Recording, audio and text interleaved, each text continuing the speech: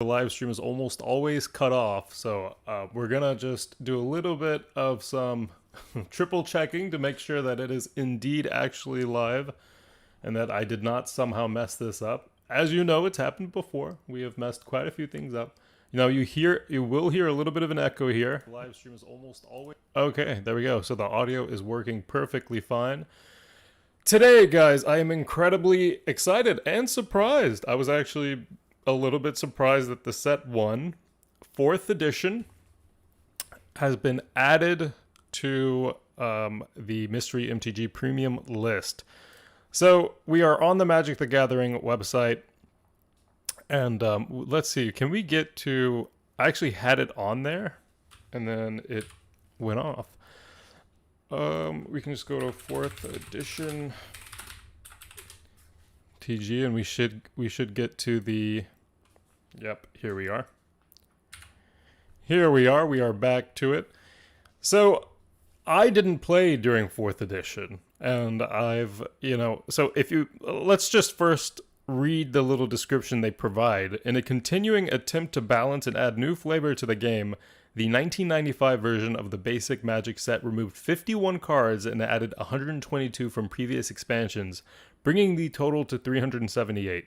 The rulebook was also updated, both for clarity and to include rules from the Legends expansion. The color of the printed cards was now much richer than in previous sets. Now, the ending of that, the color being richer, I wonder if any of you who are watching, we have a couple people watching already, we just started, can, attest to that. We have a lot of players who have been playing for a very, very long time. So if you crack this open and it was an exceptionally good opening experience, let us know. So we can get to we can actually look at the cards, right, on the site. I think it's more important that we talk about the value, because the one thing I did say when this set was voted in was that by the way, if you are watching, please comment in the chat just to make sure, or just let me know that the chat is actually working for the stream. So the big thing is value. Let's be completely honest, 4th edition is not really a good set to crack. And the reason for that being is that in recent times, so a year ago this was not the case, but in recent times, 4th edition has skyrocketed in price, as have almost every other older set. And while previously you could get booster packs for as little as $30 a pack, now it's around 70-ish. So you've seen a doubling in price, but that has not been the same for the price list. The singles price list has not moved. In fact, there is only one card, and we can actually look at that together. There is only one card on the price list that is worth more than the booster pack, and that is, of course, Mana Vault. Now, Mana Vault is a good card. You have to pay to get it untapped, but it does what it does in the early game. You just get 3 colorless mana for 1, so you get the Mana Crypt, the Mana Vault, the Soul Ring, and you're kind of blasting off, right? But, importantly, this is the only card. We can go back to it. Isn't there 2 print runs of 4th edition? It's called Alternate, right? I think I've heard something like that, AJ Jeffers, but I cannot confirm. If anyone wants to go into depth into that, that would be interesting. So Sylvan Library, as you know, was actually a lot more expensive, but it got a reprint. And we've been sending these out like crazy, which kind of means it's not an incredibly expensive card anymore, but it was, I think, for a while, an $80 to $90 card.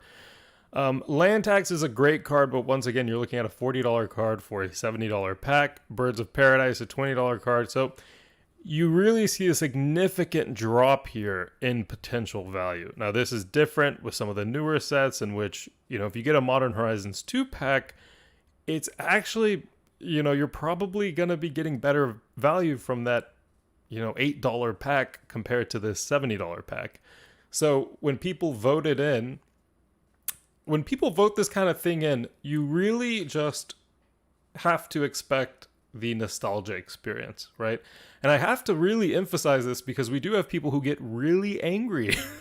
They get really angry when they get an older set, and they crack it open, and they're like, I didn't get anything. This was terrible. And unfortunately, especially with older sets. Now, with collector boxes and stuff, it's completely different. We're spoiled now, right? But with older sets, you know, getting a Winter Orb and a Sylvan Library and a Mana Vault, you're only getting a few of these rare hits that are worth anything, right? A lot of the rares you're going to get are like Meek Stone, Counter Spell. It's a $4 card. It was way cheaper back in the day as well.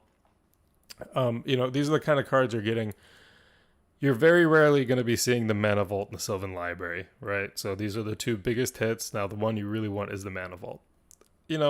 It is what it is. That's the flavor.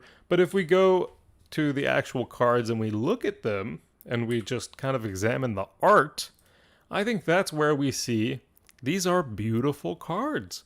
When you're opening a 4th edition booster pack, or when you're opening even something like Rise of the Eldrazi, which I believe was 2011-ish, or it might even have been earlier than that, when you're opening some of these older packs compared to what we have now, when we're looking at Modern Horizons 2, and we're looking at the collector boxes and all of that, you get a different experience. Now, what I mean when I say different experience is the way they did this art back in the day, as far as I know, is completely different than the way they do it now. The way they do it now is a lot more digital. So it's more crisp, it's more clear, it's obviously more defined, it's more detailed. But that gets rid of some of this.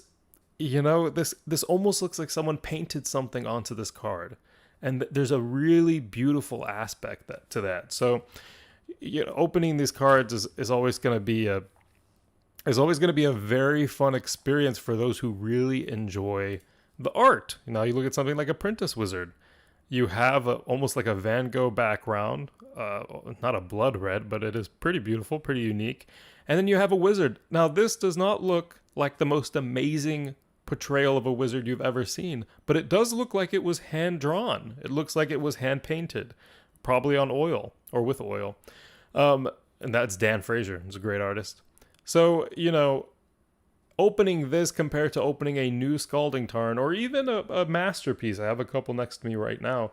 The Masterpieces are beautiful cards, but there is a little bit less provenance to them. You know what I mean? With this kind of card, you can see the history, you can see the date it was released in just because it looks so vintage, and that's why it's really fun to open. I think if any of you, we send out older packs all the time, and if you open those older packs, even new Phyrexia, and you look at the card stock and you look at the print, and a lot of the cards are probably going to be considered misprints to a slight degree if they're miscut and everything, but it's just a different experience. Funnily enough, actually, I think they might have had less quality control, but less issues than they do now. And that's just because there are so many Magic players now and so many packs going out. So, yes, there is an Alt 4th, fairly limited run, though, not as rare as Summer Magic. Oh, right, yeah, Summer Magic is incredibly rare. Okay, so we don't need to get into this for Apprentice Wizard. So, people voted in 4th edition, and the set that was beside it, or the set that was potentially going to get voted in, was Throne of Eldraine Collectors. Now, the reason I was surprised that people voted in 4th edition, even though 4th edition is a more expensive set, you have to keep in mind that the majority of our customers crack their packs. Very few of them actually keep them sealed, which is crazy to think about, but it is true. I would say we have probably a 4 to 5%. 4 to 5% will keep all of the packs sealed. And I would say maybe 10% will keep a couple of the packs sealed. And it's smart to keep a couple of them sealed just because, like I said, if you're getting an older pack, very rarely will you ever get a pool that's worth the pack, right? Even alliances, for example. It's just not easy. So, this set won, and it's surprising to me because Throne of Eldraine's Collectors has the bigger future for it. It's a pretty small run from what I know. Very little of it is still available in terms of sealed boxes. And the price list is actually going up. So you can see there's a little bit of a difference here between the 4th edition and the Throne of Eldraine Collectors, in which Throne of Eldraine cards, let's be honest, they don't have a lot of place to be reprinted in. You know what I mean? So it's the same issue that's a set like D&D will run into. The Forgotten Realms will likely not have a set that it can be reprinted into. A lot of those cards probably will not be reprinted just because it's very rare that a set will pop up. Now, I will say, though, it is rare that a set will pop up in which those cards can fit. However, they do have the secret layers now. So if it comes to them really wanting to reprint something that has ended up becoming an $80 or $90 card, a modern staple, Ravagon would be a good example in Modern Horizons 2. They can obviously throw that into a secret layer, and that is print to demand. So, a lot of the secret layers are available for an entire month now. So, the prices on those will tank quite heavily if that happens. And they release, I would say, how many? Like 6 sets of secret layers a year? No, probably more, honestly, probably more. But, so Throne of Eldraine's collectors, if we want to get into the price list, and we actually can, if we want to. Now, I don't think we can get into I don't think the price guide actually shows the extended art versions. I believe that is not the case, but off the top here, it actually does. Off the top here, you have quadruple the amount of cards, if not more, worth more than the pack. Just off the top. Now, these are mythics, so you're going to be hitting them a little bit less than these rares. But, if you look at the value here, right, it's a pretty, there's a standard. Now, the Great Henge, obviously a very good card, almost $70. That is for the regular version. I think if we get into what the foils looks like, oh my God, the foil is worth $244. And we actually can see that someone 2 days ago bought one for $239, so that's last sold.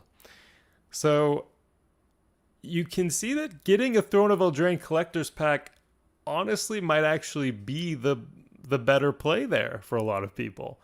Hitting the Great Henge extended art is not that rare. I've done it multiple times, and hitting it as a foil, not only does it pay for the pack, which we value at around $21 to $22. That's what we value the Throne of Eldraine collector pack as. Now, officially, it's actually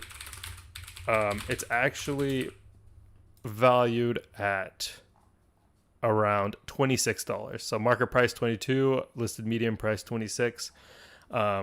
So you can see there that you can't get that with 4th edition.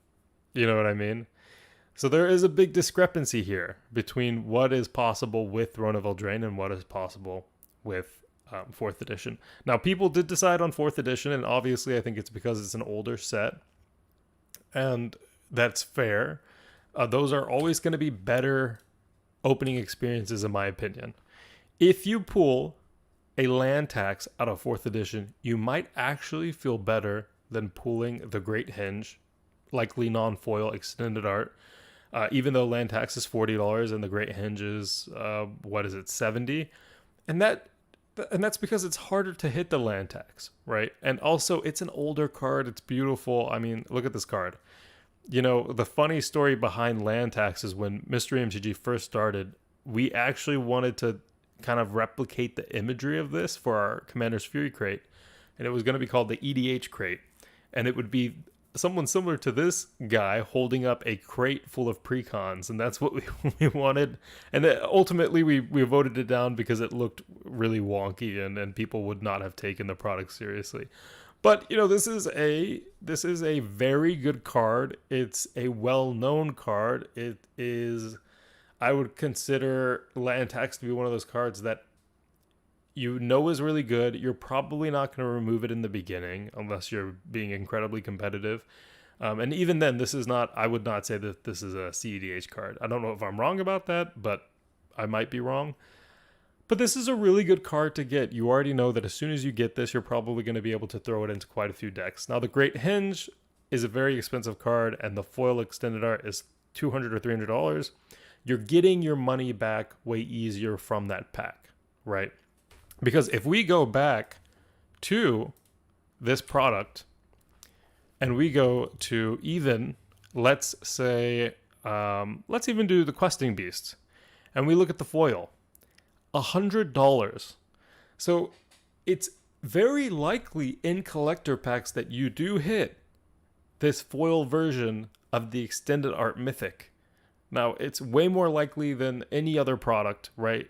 Because most products don't just have a bunch of mythics and rares stuffed into a pack. Collector's packs are that. But, and this is a beautiful card, by the way. I love this. It gives me the almost an older card vibe if you were to get rid of the extended art, just because you can see the paintbrush marks almost. It's an incredibly beautiful card. But even then, let's say you don't get the foil version, it's still worth more than the pack, and this is not what you're getting from 4th edition. I think so. The difference between 4th edition, yeah, and that's fair. Joshua makes a good point here. The deciding factor is I can go to my LGS and buy the collector's Stone of Eldraine, and you cannot do that with the 4th edition pack. That is very, very true. Very, very true.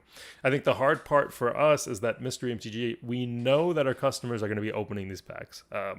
We've seen it time and time again that people will get incredibly expensive packs and they'll crack them. They'll crack them right off the top. We did not expect that in the beginning. In the beginning, we thought that when people were receiving packs, even like Rise of the Eldrazi, I would say even Commander Legends collectors, we thought that when people were getting some of these packs, that people would probably be keeping them sealed as an investment. And to our surprise, very few people actually did. Most people cracked those packs immediately to try to hit the Ulamog, to try to hit the Jeweled Lotus extended art from the CL. It's our community is filled with people who actually crack packs, which is beautiful. That is what we want. But in that case, Throne of Eldraine collectors was likely the better pick. But the community voted, and because you guys voted, 4th edition has now been added.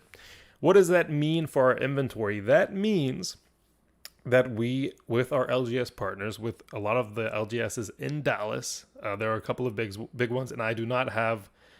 I think I was specifically asked by one to not name them, but they are really big, potentially the biggest in North America. Okay.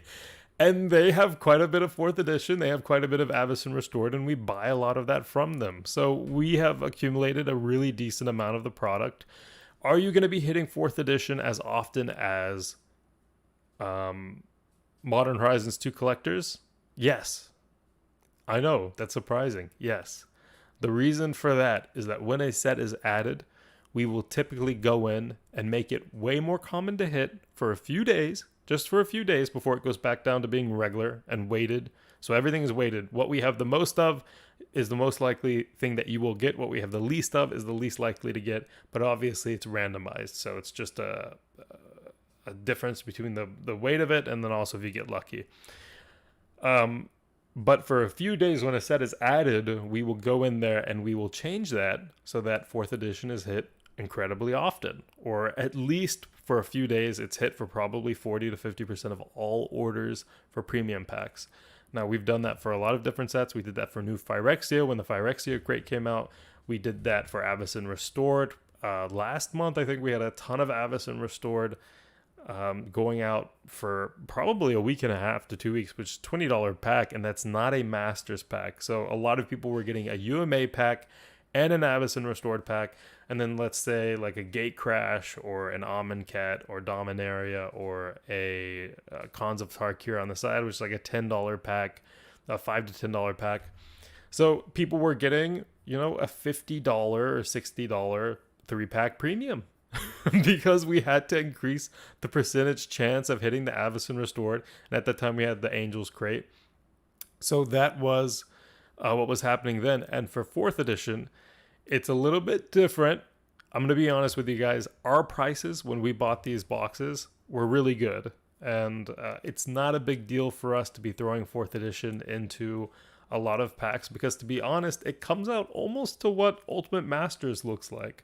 So, obviously we'd be losing money on the order, but it's not us going into the red, deep into the red, just to be able to get this out. So it's really not a huge deal. For example, if we were to send out a bunch of revised packs, which we never would, you can only get a few, and they are hard to hit, and they've been hit, but it's never going to be an increased chance for you to be getting that pack. I think it's still like $300 or $400 a pack.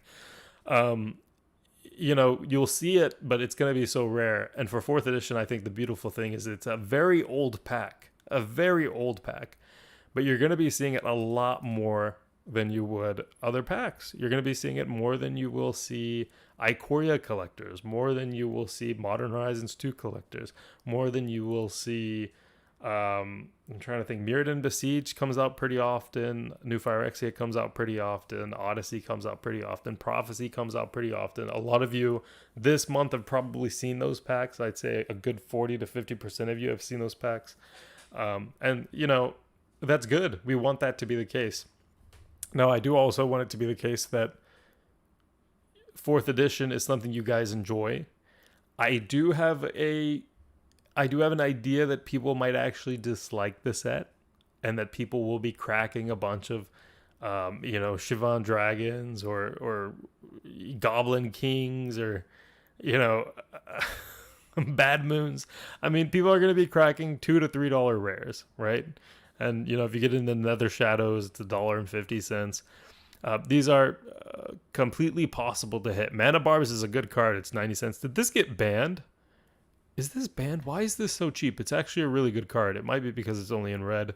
Each time any land is tapped for mana, Mana Barbs deals 1 damage to that land's controller. This can win games, by the way. I've seen it happen. You'll get locked out if you're at low life. It's a very good card. So if you hit this, it's a whopping 70-cent card.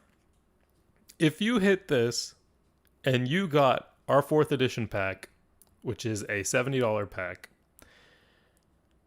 you're getting 70 cents back. Okay. Now, when you're cracking, like I always say, you gotta expect it.